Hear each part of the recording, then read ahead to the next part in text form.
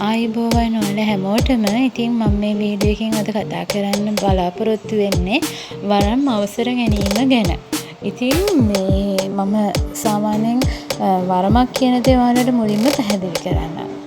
වරමක් කියන්නේ මේ සාමාන්‍යයෙන් දෙවියන් අසල ආවතේව කරමින්, ඒ කියන්නේ තමන්ගේ සුදුසුකම පෙන්නලා මට මේ මනුලෝකෙට ගිහින් මිනිස්සෙක් ගාව මෙන්න මේ විදිහෙන් කාරණා කරන්න මට අවසර දෙන්න, මම ඊට සුදුසුයි, මං එහිදී ලබා ගන්නා පින් ලබාගෙන නැවත මනුෂ්‍ය තලයකට හෝ දිව්‍ය තලයකට හෝ සුදුසු භවයකට යන්න මට ඔබ වහන්සේලා අවසර දෙන්න. මම ඒකට සුදුසු ලෙසින් මගේ වරම් දරුවාව, ඒ දරුවාව නිර්මාණය කරලා ඔබ වෙත ගේනවා. ඉතින් ඔන්න ඔය ආකාරයට කාලයක් තිස්සේ කඹුරලා දෙවියන් අසල, ඒක සමහර විට අවුරුදු 5ක්, එහෙම නැත්නම් අවුරුදු 20ක් 30ක්, එහෙමත් නැත්නම් අවුරුදු 100ක් 200ක් 800ක් වගේ දේව කටයුතු කරපු වරම් සම්බන්ධයෙන් එන ඥාති බලවේග ඕන තරම් ඉන්නවා. එතකොට තමන්ගේ කාල පරාසය අනුව, ඒ කියන්නේ තමන් බලාපොරොත්තු වෙන ශක්ති ස්වභාවය මත දෙවියන් වහන්සේ අසල සේවය කරන්න කාලය නියම වෙන වගයි මම නම් දන්නේ.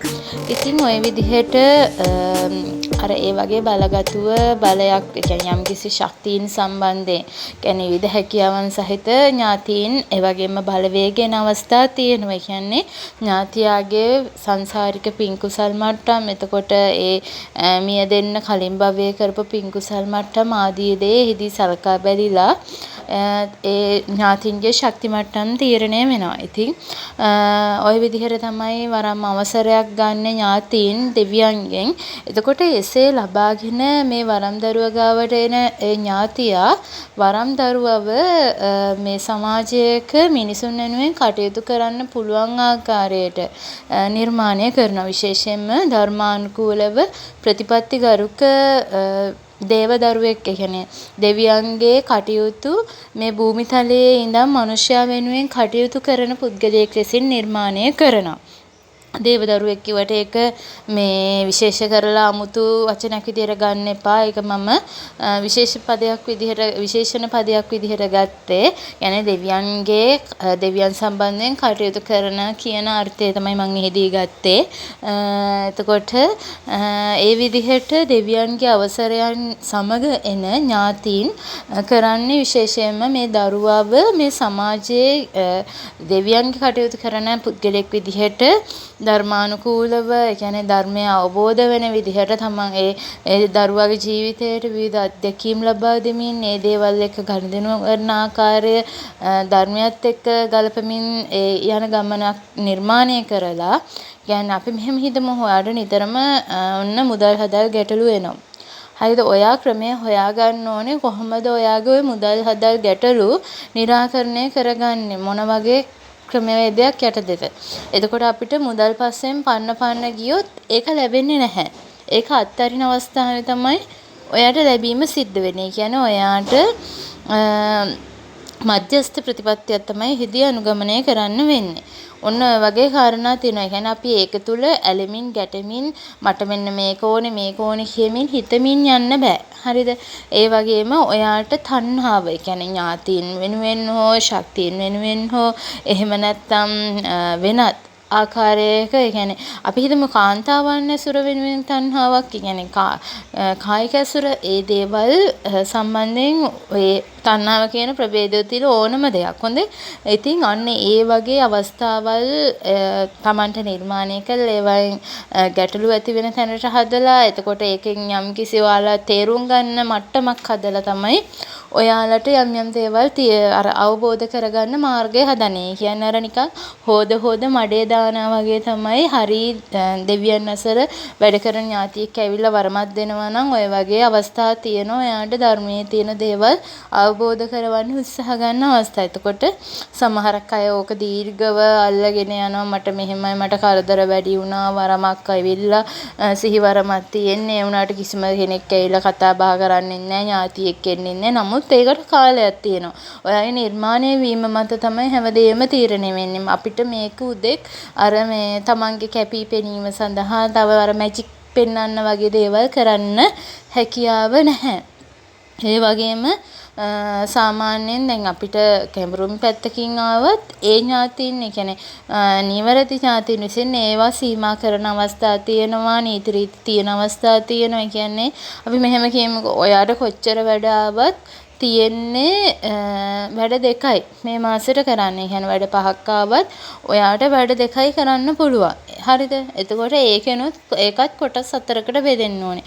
බුදුන් වෙනුවෙන් කොටසක් වෙන් වෙන්න ඕනේ. ඒ කියන්නේ දානමාන ඒ දේවල් වෙනුවෙන්, දෙවියන් වෙනුවෙන් කොටසක් වෙන් වෙන්න ඕනේ. එතකොට යහන වෙනුවෙන් කොටසක් වෙන් වෙන්න ඕනේ සහ තමන්ගේ ඔබගේ පුද්ගලික පරිහරණය වෙනුවෙන් අවශ්‍ය කොටසක් තියාගන්න ඕනේ. කියන්නේ සමානව කොටස් 4 බෙදෙන්න ඕනේ. එතකොට ওই විදිහට තමයි මේ සාමාන්‍යයෙන් අර ගන්න පාඬුරක කාරණා බෙදෙන්නේ. එතකොට අපි ඒක දීර්ඝ කතා කරමු වෙනම. මේකෙදි දැන් වරම් සත්ත්ව කිරීම વિશે සම්බන්ධයෙන් මේ කතා කරන්නේ. එතකොට ඒකෙදි අපිට මේ තව කෙනෙක් ගුරුවරයෙක් අවශ්‍ය වෙන්නේ නැහැ ඔය නියමාකාරයෙන් එන වරමක. හරිද? ඒ කියන්නේ දෙවියන් අෆසර තමන් හරියාකාරයෙන් වරම කියන්නේ අවසරය අරගෙන එන ඥාතියෙක් වරම් දරුවවත් නිර්මාණය කරගෙන ඉන්න ඥාතියට තව කෙනෙක්ගෙන් මේ අමුතුවෙන් දෙවියන්ගෙන් ඉල්ල ගන්න අවසරයක් නැහැ. හරිද? එතකොට එතනදි තියෙන්නේ මේ අර නියමාකාරයෙන් කාලය ආපුවාම වරම් ඥාතියා විසින් අර වරම් දරුවව අදාළ දේවස්ථානය වෙත මුල් ස්ථානය වෙත යනවා. ඒ ස්ථානයේ කියන්නේ තමන්ට ගෙනියන්න අවශ්‍ය දේවලුත් ඥාතියා විසින් දැනුවත් කරනවා. එතකොට ඒ දේවලුත් අරගෙන ඥාතියා යන්න ගමන් පහසුකම් ආදී දේවලුත් නිර්මාණය කරලා දෙනවා. නිරායාසයෙන් අයතුරුස් වෙලා යන්න අවශ්‍ය නැහැ.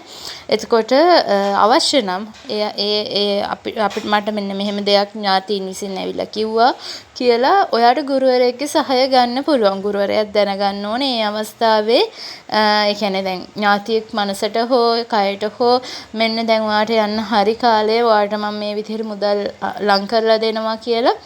එතකොට ඒ කටයුතු නිසි ආකාරයෙන් කරගන්න කියලා චිත්ත මුණ්ඩයට හෝ කයට කැප අරගෙන ඇවිල්ලා ඒ දේවල් පැහැදිලි කරලා දෙනවා නම් ඔයා ඒකට යන්න සූදානම් වෙන්න ඕනේ. ගුරුවරයාගෙත් නිසි මාර්ගය අවශ්‍ය නම් කියන්නේ ඒ සම්බන්ධයෙන් තවදුරටත් වැඩිදුර විස්තරයක් දැනගන්න හැකියාව තියෙනවා. ඉන්නෙහා ගුරුවරයා කියන විදිහට ඔයා මෙන්න මේ ස්ථාන ටික වැඳ ගන්න, ඔයා මෙන්න මේ පූජා කරන්න, ඔය කතාව පැත්තකින් තියන්න මුලින්ම. හරිද? ඉස්සෙල්ලාම තමන්ට චිත්ත මුණ්ඩෙන් ඥාතිය හරහා පණිවිඩ එන ආකාරයෙන් ගුරුවරයාගෙන් විමසා දැනගන්න. එහෙම නැත්නම් අඩසිහිනම් කඳට කැප අරගෙන ඥාතියා විසින් මොනවද කියන්නේ කියන දේ හොයලා බලලා ඒකෙදී ඒ අවස්ථාවේ කරන්න පුළුවන්ද බැරිද, එහෙම නැත්නම් ඒකට ඥාතියාගේ සහාය දෙනවද කියන කාරණා විමසලා බලලා ඒ විදිහට ගුරුවරයා දැනගන්න ඕනේ. ඥාතියත් එක්ක කතා බහ කරලා වරම් දරුවට ගැලපෙන විදිහට අවශ්‍ය භූමිකාව වරම් ඥාතිය හා සම්බන්ධ වෙලා කටයුතු කරලා දෙන්න. දැන් ඥාතින් හිරයක් කැපුවා වුණත් ඒකත් වරම් ඥාතියත් සමග සම්බන්ධ වෙලා තමයි කටයුතු කරන්න ඕනේ. ඒක සම්බන්ධයෙන් මම වීඩියෝ එකක් ගේන්නම්. ඔයාලා එකතු වෙලා ඉන්න. මොකද වැදගත් කාරණා තියෙනවා මේ වරම් વિશે කතා කරන්න. එතකොට වරම් සත්ත්ව කිරීමකදී ඥාතීන් දැනුවත් කරන කාලවකවානුව තුළදී ඥාතීන් විසින් සම්බන්ධ කරන ඥාතීන් විසින් සලස්සලා දෙන ගමන් පහසුවත් ඒ අවශ්‍ය කළමනා සඳහා යන වියදම් ඒ දේවල් නිර්මාණය වෙච්ච දවසට තමයි ඔයා යන්න ඕනේ. ඔයාට අවශ්‍ය නම් ගුරුවරයාට ආරාධනා කරන්න පුළුවන්. නැත්නම් ගුරුවරයාට හැකියාව තියෙන්න ඕනේ තමන්ගේ දෙවොලේ සිට අදාළ මුල් ස්ථානයෙන් ඒ ඉල්ලීම මගේ මෙන්න මේ විදිහට ගෝලයක් එනවා, එයාට මෙන්න මේ විදිහට ආශිර්වාද කරන්න කියන ඉල්ලීම කරන්න එයා හැකියාවක් තියෙන කෙනෙක් නම් එයා ඒ විදිහටයි කටයුතු කරන්නේ. එතකොට ඒ වගේම විශේෂයෙන්ම වරන් සත්ත්ව කරන්න කියන්නේ ගුරුවරයෙක් කැප වෙන්න ඕන අවශ්‍ය වරම් තියෙනවා. එතකොට එයාලා සංසාරගතව යක්ෂ බලවේග ශක්තියින් අරන් එන අය වෙන්න ඕනේ. එතකොට ඒ අයව හොඳට හඳුනා ගන්න පුළුවන්, හොඳ භාවනාව සම්බන්ධයෙන් කටයුතු කරන, සමාජයේ හිතා වැදගත් විදිහට සමාජ ඇසුරෙන් කියන්නේ කාටවත් හානියක් නොවන දරුවන් ඉන්නවා යක්ෂ පැත්තේ ශක්තියින් පෙරදැරිව එන. එතකොට යාළගේ ශරීරගත වෙන අතීතයේ ඉඳන් එන යක්ෂ බලවේග පන්ති ඉන්නවා. කොට මට මෙහෙම හඳුන්වන්න ඕනේ එන යක්ෂ බලවේග කියන අය ඔය මස් මාළු පුද පුළුටු එතකොට ලේ ඒ දේවල් කැපගන්නේ නැහැ. එයාලා එනවා අර ආවා කටයුත්ත කරා ගියා. ඔන්න ඔය විදිහට තමයි ඉන්නේ. ඒ වගේම එයාලට අවශ්‍ය වෙන්නේ භාවනාව කියන දේ. එයාලට අවශ්‍ය වෙන්නේ ශක්තියින් පැත්ත. එතකොට එයාලගේ එනර්ජි එක හැදෙන්නේ අර භාවනාව කියන දේත් එක්ක. දැන් ඔයාලා අහලා ඇති කඳත් කැප අරගෙන භාවනාව වඩපු.